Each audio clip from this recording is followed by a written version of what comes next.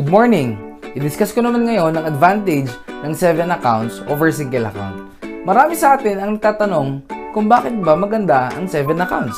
Maraming tatanong sa atin, ano ba talaga yung advantage, benefit, or edge ng multiple accounts over single account. In fact guys, napakalaki ng advantage at pagkakaiba kapag naka-multiple accounts ka over single account. Para ma-maximize yung effort mo at ma-maximize yung income mo, I suggest gawin mo yung multiple accounts.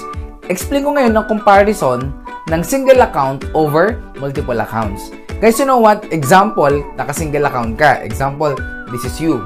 Assuming nag-invite ka ng 8 prospect.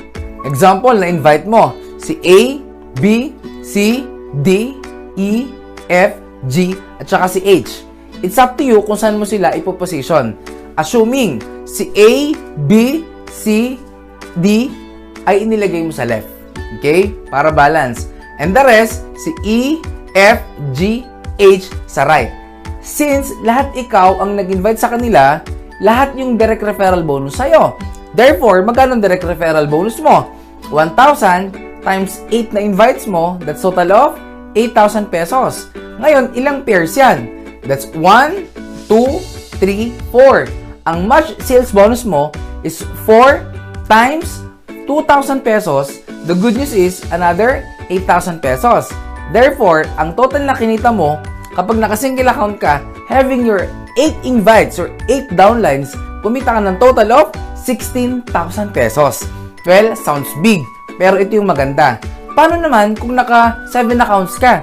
Paano naman yung magiging positioning at kung magkano magiging income mo?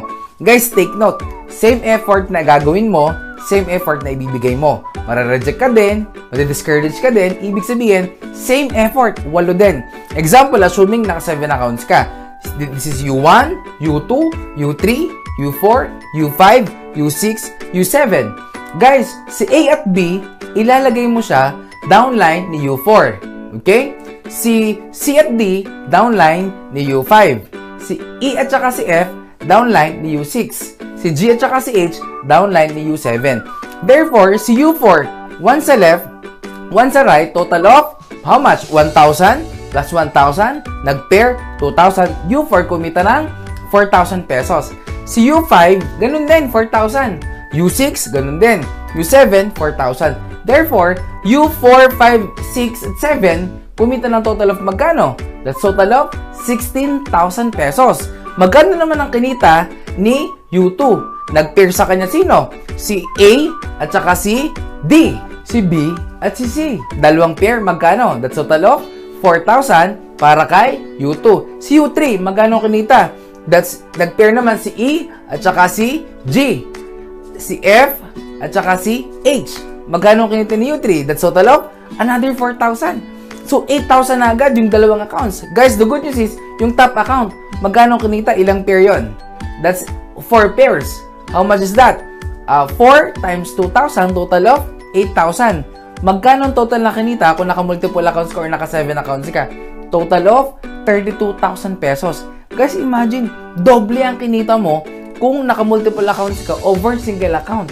Kaya guys, kung seryosohin mo lang din ang business, huwag kang papayag naka-single account ka. I-maximize mong income mo by having your 7 accounts.